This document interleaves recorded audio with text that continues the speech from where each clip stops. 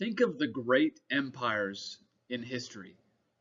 The Egyptians, the Romans, the Persians, the British Empire. The British Empire was so large and so powerful that it was said that the sun never sets on the British Empire because they had land and colonies all over the world.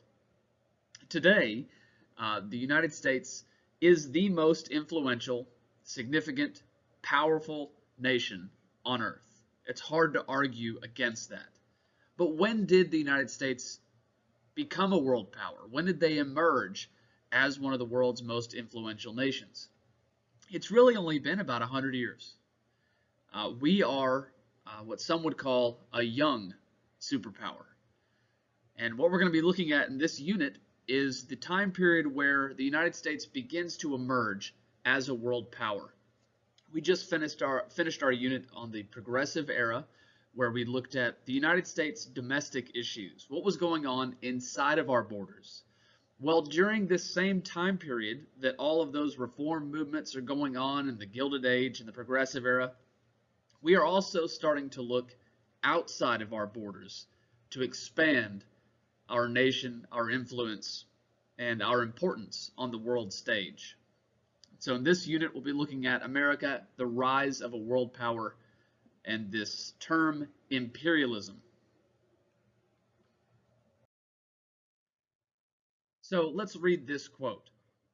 A new consciousness seems to have come upon us, the consciousness of strength, and with it a new appetite, the yearning to show our strength, ambition, interest, land, hunger, pride, the mere joy of fighting, whatever it may be, we are animated by a new sensation. We are face to face with a strange destiny. The taste of empire is in the mouth of the people, even as the taste of blood in the jungle. Think about that. In the Americans at this time, during this time period, the taste of empire was in our mouth. We could taste it. It was right there for the taking. And we're going to look at how we got to the point where we did grasp that importance and we did take over as a world power. That's what imperialism is, right? This desire, this taste to become an empire. Now, this turning point where we become an empire is really the Spanish-American War. Now, that's a lesser known war in our history that maybe you've never heard of before. Of course, you've heard of, like in this picture, the American Revolution. We know why it was significant. We know why that war was significant. That's where we got our independence. That's where we won our independence from the British. Or the American Civil War, right? Another significant war in our history. We know why that one's important. We fought it over slavery. It abolished slavery in our country. It's a huge seminal moment in U.S. history. But what about the Spanish-American War? The question we're going to be looking at for the next few days is, how did the Spanish-American War mark a turning point in American history? What makes this little 3-month war so important? So that's the question you need to write at the top of your notes.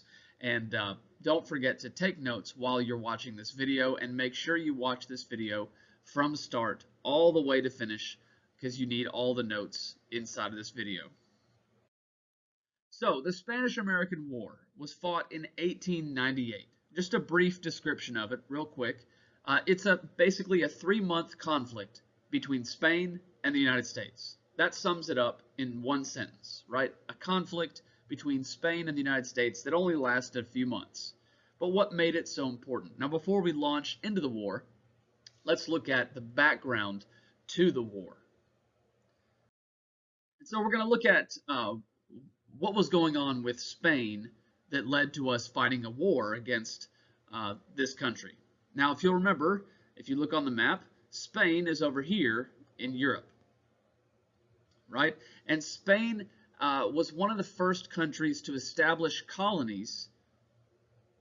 Let me try to find my laser pointer here. I can't find it. Well, Spain was one of the countries to establish colonies from the 1500s on. And by 1800, Spain had established colonies all over North and South America. At the height of its power, you can see on this map, right? It has territories all over North America, Central America, the Caribbean, and stretching from the top coast of South America all the way to the southern tip. A huge amount of land, a huge amount of resources, and a huge amount of power in the world. Spain was one of those great empires in world history for a time. But look what happens between 1800 and 1885. Spain loses all of their land in North, Central, and South America. And by 1885, the only territory they have is in the Caribbean.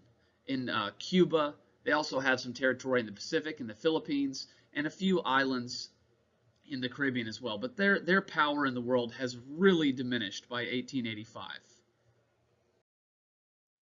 Now, as Spain was losing its influence in the Western Hemisphere, the United States was growing in power and influence. If you'll remember, in 1823, the United States adopts a foreign policy called the Monroe Doctrine, which limited European nations from further colonization. So as these European powers are losing their colonies in the Western Hemisphere, the United States is standing up and saying, you can't have them back. You're not going to be able to come back and set up new colonies. Once you're out of the Western Hemisphere, you're gone for good. The United States is really starting to flex its muscle in 1823 with the Monroe Doctrine. So, the background of the Spanish-American War. So the conflict really originates in Cuba. The Cubans are fighting a war for independence from Spain. Now, why in the world does this concern the United States? Well, so Cuba at the time was really known for their sugarcane farms, and the United States was heavily invested in those sugarcane farms. Cuba had been a Spanish colony for 300 years. Most Cubans were peasants and farmers working on sugar and tobacco plantations. In 1894, the United States raised its tariff on foreign sugar, and this hurt Cuba. This made it harder for Cuba to export sugar, leading to unemployment. And so unemployment and poverty leads to a lot of frustration, and Cuba is going to direct that frustration at their mother country, Spain. They direct their frustration and anger at Spain, and they declared independence in 1895. And this begins a war for independence, because Spain's not just going to let them go without a fight. So these two pictures kind of show the Cuban war for independence, right? They want independence just like the United States did from their mother country. And this is why the United States is going to sympathize with their cause, and they're going to have this subtle desire to help Cuba. So again, why did this concern the United States? Well, number one, the United States had some economic ties to the sugarcane industry in Cuba. The Cuban conflict was injurious to U.S. investments in the island, which were estimated at $50 million, and almost ended U.S. trade with Cuban ports, normally valued at $100 million annually. So the United States has a lot of financial stakes in Cuba, so they can't handle the conflict lasting very long and a lot of those sugarcane farms being destroyed. They need this conflict to end sooner rather than later. The second reason it concerns the United States are humanitarian concerns. The Cuban rebels were being mistreated by the Spanish commanders. They're being placed in these reconcentration areas, right? Concentration camps, where they're going to suffer from exposure, hunger, and disease. So we have some financial concerns, but a lot of Americans are also appalled at how these Cuban rebels are being treated by the Spanish. So another part of the background is yellow journalism. Americans became increasingly angry at Spain and worried about their own investments in Cuba. As the Cuban Revolution raged on, many Americans were looking for a reason to join and help Cuba against the Spaniards. And yellow journalism is giving them those reasons. These newspapers, like the New York Journal and the New York Review, are publishing these exaggerated stories about what's happening in Cuba and publishing pictures of the Cubans who are starving and skinny and scrawny and being tortured. So these atrocities are being reported and sometimes exaggerated by Joseph Pulitzer and William Randolph Hearst, two important names you need to know. These are the yellow journalists who are stirring up trouble during this time period. And they are deliberately sensationalizing the news. They're depicting the Spaniards as murderous brutes in order to sell more newspapers, and the indirect effect of that is that Americans are going to get hungry for war against Spain.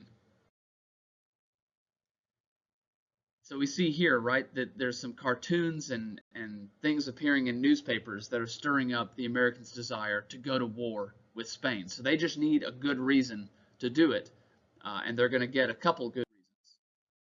So the triggering events, the causes of the Spanish-American War. First, a letter. A seemingly innocent little letter is sent from one Spaniard to another, and it's going to really anger some Americans. It's called the Delome letter. A Spanish ambassador writes a letter to the foreign minister of Spain, and in this letter, he's going to insult the President of the United States by calling him weak. He calls President William McKinley weak. Now, what I want you to do right now is pause this video, pause taking notes, and I want you to go to Canvas and complete the Delome letter analysis. And once you finish that, you can come back and we'll continue from here.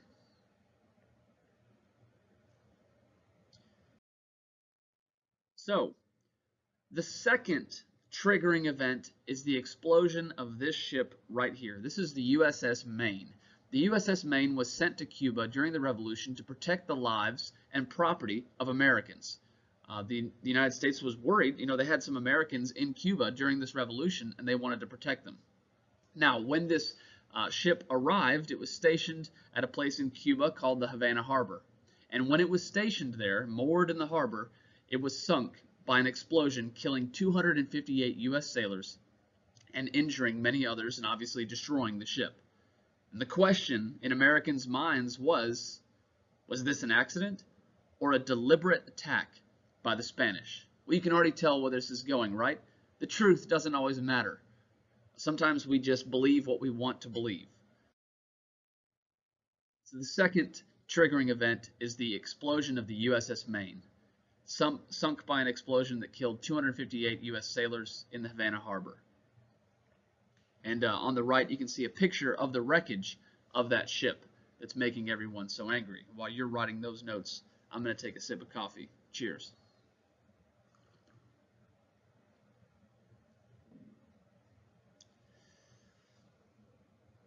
And so, like I said, the question was this explosion an accident or a deliberate attack by the Spanish? And you probably already know who's going to jump in and guide this story in the right direction. Yellow journalism. William Randolph Hearst and Joseph Pulitzer are going to do their best to make this seem like it was the Spanish fault, right? That's what sells newspapers, conspiracies, whether it's true or not, right? This fake news stirs up controversy, and if you have a really catchy headline, what we today call clickbait, that's what's going to sell newspapers.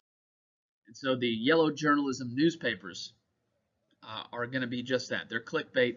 A lot of them are fake news. They're not based on truth. They're based on making more money and getting more people to buy your newspapers. Now they're running headlines like this, right? Crisis at hand, Spanish treachery, right? And on the right there, destruction of the warship Maine was the work of an enemy. They're stating it as fact, even though we weren't sure what happened. And actually, we still don't know to this day. The explosion remains a mystery. But the William Randolph Hearst and Joseph Pulitzer newspapers, they blamed the Spanish for sabotage, and a lot of Americans bought that lie, frankly, because we did not know the truth. So these two guys, Joseph Pulitzer and William Randolph Hearst, you can see them in this cartoon, kind of making fun of them. They're the ones putting together all the information to build the case for a war against Spain. They want to go to war. William Randolph Hearst at one point said something like, "You give me the facts and I'll give you the war." Right? So he's going to build the case for the war. He's going to get the Americans into that war fever to get them ready to fight Spain. Here's another cartoon of how the United States is going to take revenge on the King of Spain, who's playing with his little toy boats over there in Cuba, right? And that missile called Retribution is headed for a pretty precarious location on the King of Spain. So the rallying cry, if you remember in the Texas Revolution, it was "Remember the Alamo," right? Well, in the Spanish-American War, before the war starts, it's "Remember the Maine." That is the rallying cry to get the Americans to go fight the Spanish. Remember the Maine, and don't forget about all those starving Cubans who just wanted independence from Spain. And finally, the last triggering event is that Americans want to go to war because of this idea called jingoism. Now, jingoism is extreme nationalism and patriotism. Obviously, Americans at this time were itching for a war, and jingoism is stirring up war fever. You can see in this cartoon Uncle Sam, right, sitting in this comfortable chair and dreaming of conquest, dreaming of war and glory and power and influence, right? This jingoism idea is blind nationalism. It's okay to be proud of your country, but jingoism takes it to the next step. It's blind nationalism. It's irrational patriotism. It's going too far at the expense of other nations and other peoples. And perhaps the best evidence that we just were itching for a war, and maybe we didn't have good cause to go to war with Spain, is a quote from our man Teddy Roosevelt. And he said this in 1897: "In strict confidence, I should welcome almost any war, for I think this country needs one." And why do we need one? To become a world power, to flex our muscle and show what we have to the rest of the nations of the world.